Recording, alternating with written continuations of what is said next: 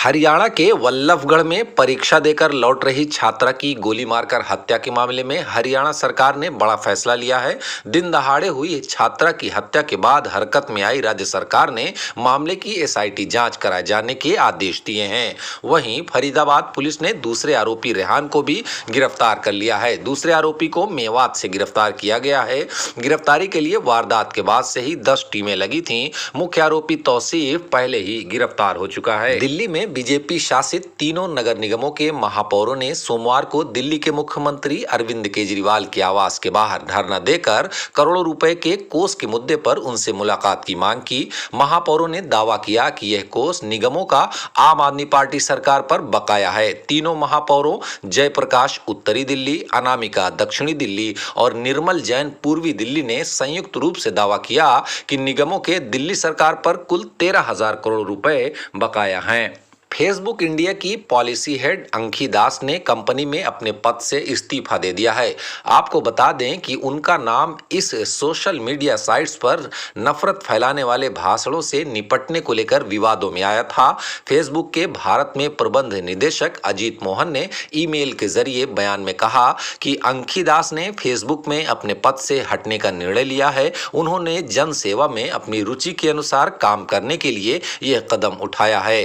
अंकी हमारे उन पुराने कर्मचारियों में शामिल हैं जिन्होंने कंपनी को आगे बढ़ाने में अहम भूमिका निभाई। भारत और अमेरिका के बीच दिल्ली में आयोजित 2+2 मंत्री स्तरीय वार्ता में बेका समेत 5 बड़े समझौतों पर हस्ताक्षर किए गए। तीसरी 2+2 वार्ता में भारत के विदेश मंत्री एस जयशंकर और रक्षा मंत्री राजनाथ सिंह ने अमेरिकी समकक्ष माइक पोम्पियो और मार्क एस्पर से बातचीत की। बैठक के बाद दोनों देशों के नेताओं ने प्रेस कॉन्फ्रेंस कर संयुक्त बयान जारी किया। रक्षा मंत्री राजनाथ सिंह ने अमेरिका के साथ BECA यानी बेका पर हस्ताक्षर को एक महत्वपूर्ण उपलब्धि बताया और कहा कि इससे सूचना साझाकरण में नए रास्ते खुलेंगे। हम यूएस के साथ आगे के मुद्दों पर चर्चा करने के लिए उत्सुक हैं। जम्मू कश्मीर और लद्दाख में अब कोई भी जमीन खरीद सकेगा। गृह मंत्रालय ने नए भूमि कानून का नोटिफिकेशन जारी कर दिया है। आपको बता दें कि इससे पहले जम्मू कश्मीर में वहां के निवासी ही जमीन की खरीद फरोख्त कर सकते थे। अब नए कानून के तहत बाहर से जाने वाले लोग भी जमीन खरीद कर वहां अपना कारोबार शुरू कर सकते हैं। केंद्र सरकार का यह फैसला जम्मू कश्मीर पुनर्गठन अधिनियम के तहत जम्मू कश्मीर राज्य के केंद्र शासित प्रदेश के रूप में पुनर्गठित होने की पहली सालगिरह से 4 दिन पहले आया है। भारत सरकार ने पिछले साल संसद द्वारा पारित किए गए संशोधित आतंकवाद रोधी कानून के तहत 18 और दहशतगर्दों को आतंकवादी घोषित किया है। ये सभी आतंकी पाकिस्तान की पनाह में हैं। अगस्त 2019 में प्रधानमंत्री नरेंद्र मोदी के नेतृत्व वाली केंद्र सरकार ने किसी व्यक्ति को आतंकवादी घोषित करने के लिए UAPA कानून में संशोधन किया था। इस संशोधन से पहले केवल संगठनों को आतंकवादी संगठनों के रूप में घोषित किया जा सकता था।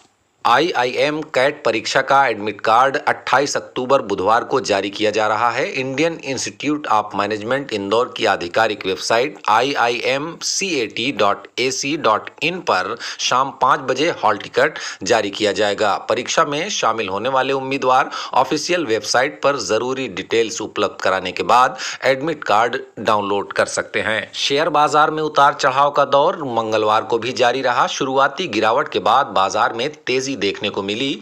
दिन के कारोबार की समाप्ति के बाद बॉम्बे स्टॉक एक्सचेंज का सेंसेक्स 376.60 अंक की बढ़त के साथ 40,522.10 और नेशनल स्टॉक एक्सचेंज का निफ्टी 121.65 अंक मजबूत होकर 11,889.40 अंकों पर बंद हुआ। गौरतलब है कि रिलायंस इंडस्ट्रीज, ICICI बैंक और इन्फोसिस जैसी बड़ी कंपनियों के गिरावट के कारण मंगलवार को शुरुआती कारोबार में सेंसेक्स में 100 अंकों से अधिक की गिरावट दर्ज की गई थी। वैश्विक बाजारों की गिरावट का भी घरेलू स्तर पर दबाव देखने को मिला।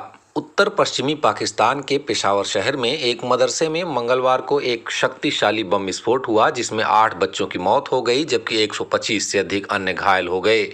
पेशावर शहर के पुलिस अधीक्षक वकार अजीम ने कहा कि पेशावर शहर की दीर कॉलोनी में स्थित मदरसे में सुबह फजर की नमाज के बाद विस्फोट हुआ। अमेरिकी मोटरसाइकिल कंपनी हार्ली डेविडसन ने भारतीय बाजार में अपनी बाइक्स बेचने के लिए हीरो मोटोकॉर्प्स के साथ एक करार का ऐलान किया है। इसके मुताबिक हीरो मोटोकॉर्प्स हार्ली डेविडसन मोटरसाइकिलों की बिक्री और सर्विस करेगा।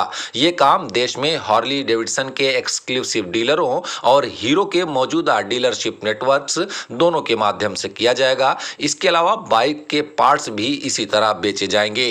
लाइसेंसिंग समझौते के एक भाग के रूप में hero MotoCorps Harley Davidson brand के नाम के तहत प्रीमियम मोटरसाइकिलों को बनाकर उनकी बिक्री भी करेगा।